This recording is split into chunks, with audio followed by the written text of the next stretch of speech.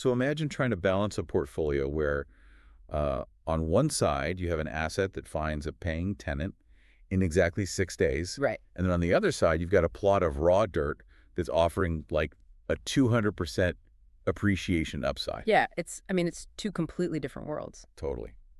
Well, welcome to today's deep dive. We are looking at the ultimate portfolio balancing act based on the exact market realities sitting right in front of us today, which is Tuesday, May 5, 2026. Exactly. And the mission here is to help you navigate this dual strategy. We've got the defensive UK market going up against the highly offensive Nigerian market. Yeah, and the traditional rule book usually says you have to pick a lane. Right, like play it Ah, safe or go big. Exactly. You either hunker down in a developed economy just to preserve your capital, or you take on massive risk in an emerging market to multiply it. But trying to do both, Mm-hmm. well, it used to just dilute your returns everywhere. It did. But this current global economic climate has completely fractured that old model. Relying on just one geography right now is, honestly, probably the most exposed position an investor can take. Which means we really need to look at the macro picture first, because before you go out and pick a postcode or buy a plot of land, you have to understand the currency realities driving all this in May 2026. Oh, absolutely. You can't ignore the currency side. Right. So looking at the data, the Naira to GBP exchange rate has just been dealing with significant ongoing volatility. Yeah, it's been wild. It's sitting much lower than the levels we were looking at back in 2024. So holding purely paper currency right now is incredibly precarious. It's basically a guaranteed loss. Yeah, it's like trying to carry water in a leaky bucket, Yeah. You have to freeze that water into a solid asset like brick and mortar before the purchasing power just drains out completely. I love that leaky bucket analogy because looking at the mechanics of the Nigerian economy right now, it presents this fascinating paradox that perfectly illustrates that. Well, the fresh early 2026 data shows that Nigeria's inflation has actually dropped to 14.45%. Wait, really? Yeah, that's the lowest it's been in over 3 years. Okay, so let's pull that apart for a second. If inflation is actually hitting a 3-year low, why are property prices still climbing? Right, because national property prices in Naira have still surged by roughly 14% over the past year. Exactly. If inflation cools down, the cost of the underlying materials, the cement, the steel, the labor, that shouldn't be spiking aggressively enough to drive a 14% jump. No, it shouldn't. So there has to be some external pressure pushing those valuations up. And there is. The pressure is this massive systemic flight to tangible assets. Because inflation cooled to that 14.45% mark, the central bank has actually started easing rates. Right, so borrowing becomes cheaper. Exactly. You've got this population and this whole investor class dealing with currency volatility, and suddenly they gain access to cheaper capital. And they aren't just going to leave that capital in a savings account. No way. It would just get eroded by exchange rate fluctuations. They're immediately borrowing and deploying that capital into real estate as an inflation hedge. So they're rushing to buy the bucket. Exactly. The property value isn't climbing because the house itself is suddenly 14% better than last year. Right, the value is climbing because a concrete wall can't be devalued by a currency trader in London. Spot on. But that capital preservation behavior naturally creates a highly dynamic and somewhat unpredictable environment. Yeah, I'd imagine. So when your offensive growth market is behaving like that, you fundamentally require a mechanism to stabilize your baseline. You need a safety net. You need an asset that consistently generates hard currency, specifically British pounds, without any of the drama. Which brings us to the defense strategy. Securing the anchor in the UK. Right, the fortress. Because if Nigeria is where you try to multiply wealth, the UK is where you park it to ensure you actually don't lose it. Exactly. So we're looking at these specific anchor cities, and let's start with Manchester. Manchester's doing incredibly well. Yeah, it's currently operating as a high-yield leader. The citywide average rental yield is sitting at 5.61%. Which is solid. But if you zoom in on high-demand postcodes, like specifically M14 yields, are pushing up to 9.0%. Wow. 9% in the UK is massive. And combine that with a forecasted property value increase of like 4.5 to 7% through May 2026, and you've got a very robust defensive line. Definitely. And Birmingham is showing a really similar profile right now. Right. What are the numbers there? You've got average yields around 5.44%. But if you look at central postcodes like B2 and B18, they're hitting 6.9%. That's really healthy. It is, because these are developed, heavily regulated markets. The property rights are ironclad. you know. Yeah, and the rental demand is driven by stable domestic employment, plus those massive student populations. Exactly. But honestly, Liverpool is the market that really forces you to rethink what efficiency even Oh, means. Liverpool is wild. The gross yields there are sitting at 5.57% for a one-bedroom apartment. But the defining metric, the absolute game changer here, is the letting cycle. Yes. The turnover. Liverpool is currently the fastest letting market in the entire UK. It takes an average of exactly 6 days to find a tenant. And we really need to break down why that 6-day metric is mathematically way more important than the yield percentage itself. Because people get obsessed with the yield number. Exactly. Yields are often presented as these theoretical maximums, like a 9% yield assumes a tenant is paying rent 12 months out of the year without fail. But void periods, Yeah. the weeks or months, a property just sits empty, destroy that. Right, because you're still paying the mortgage, the local taxes, the maintenance. It's the silent killer of real estate Because portfolios. it really is. Like, if you have a property that takes 45 days to lease out between tenants, you've just lost a month and a half of gross income. Yep. So your 6% yield effectively drops to 4.5%, and your actual cash flow might go completely negative for that quarter. But a 6-day letting cycle essentially eliminates the void period from your risk model altogether. A tenant moves out on Monday. And by the following Sunday, a new tenant is vetted, moved in, and paying. It's incredible. Yeah. And almost transforms the physical property into a fixed income bond. Exactly. The income stream is practically continuous. And you see a similar psychological safety net in London. It's just modeled a bit differently. Right, London is a different beast. London apartments are delivering lower yields, hovering between 4.74 and 5.07%.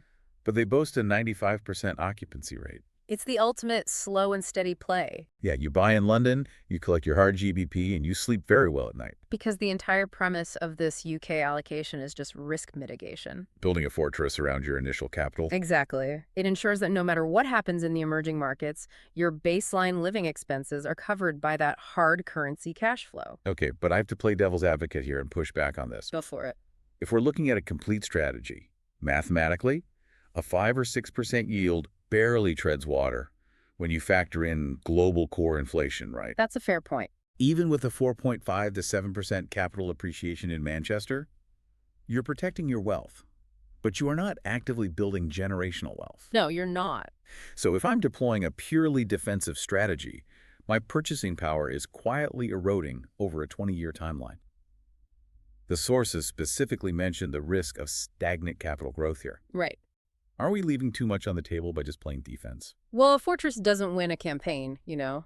It just ensures you survive it. Exactly. You're absolutely correct that the UK market is not designed for exponential multiplication, and that limitation is the exact logic behind pairing it with the Nigerian offense strategy. Ah, so you use the fortress to fund the expedition force. Exactly. And the Nigerian market operates on a completely different scale of demand. Let's talk about that scale. Yeah. We're talking about a structural housing deficit of somewhere between 17 to 22 million units. It's almost hard to wrap your head around that number. I mean, to visualize that, you would essentially need to construct enough housing for the entire population of New York State from scratch, just to reach a baseline equilibrium. And that structural deficit completely warps traditional real estate metrics. How so?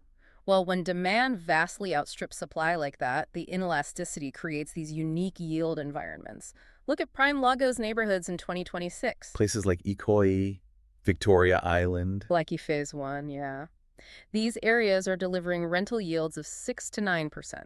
Wait, really? Yeah. So the growth market is actually matching, and in some cases beating, our UK anchor market on pure rental yields. It is. A 9% yield in Ikoyi is roughly double what you'd see in prime areas of London or New York right now. That's wild. It completely defies the typical assumption that emerging markets offer terrible cash flow because property values are climbing too fast. Right, but those high yields in Lagos Prime are driven by an absolute scarcity of premium secure housing. So like corporate executives and expats fighting over limited luxury apartments. Exactly.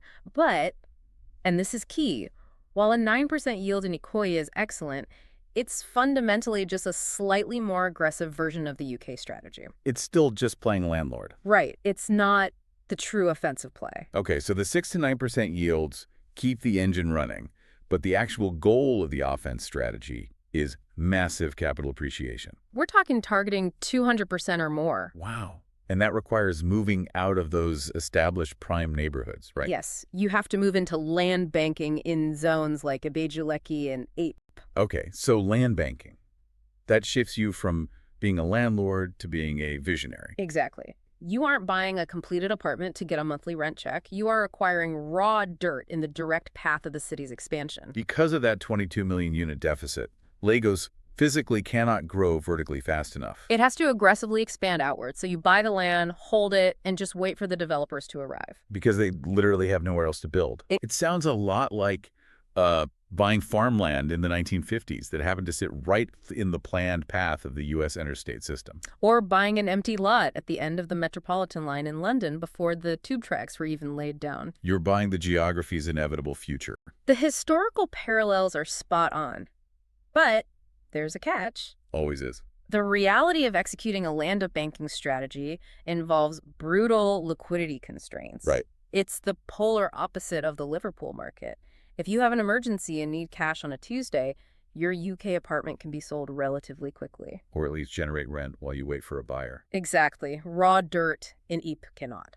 So your capital is essentially trapped in the dirt. You're locked in. Yeah. You might wait months or even years to find a commercial developer willing to meet your price for a massive plot of undeveloped land. Along with dealing with currency fluctuation risks during that whole period. Absolutely. The 200% upside is literally your compensation for accepting that total lack of liquidity and those currency risks. Okay, so how do we secure that 200% upside without falling victim to those risks? I mean, a speculative bet on a map is worthless if the developers just decide to build in the opposite direction. That is the million-dollar question. And the answer is you de-risk an emerging market play by ruthlessly following the infrastructure. Right. And looking at the 2026 data, all the heavy infrastructure is pointing directly at the Lekki-Epe corridor. It's a massive focal point. You've got the Dangote refinery coming online, the Lekki deep sea port acting as a logistics hub. But the real catalyst, the thing that fundamentally changes the zoning of the entire region, is the Lekki-Epe International Airport. Yes, the airport. Which is a $450 million project. And sure, mega projects always face construction delays. Right. But the critical factor for a land banking investor isn't necessarily the ribbon-cutting date, it's the design specification. Okay, break that down for me. This facility is engineered to handle 5 million passengers annually. Wow. And more importantly, it's designated as a Code F airport. Yeah, let's highlight that.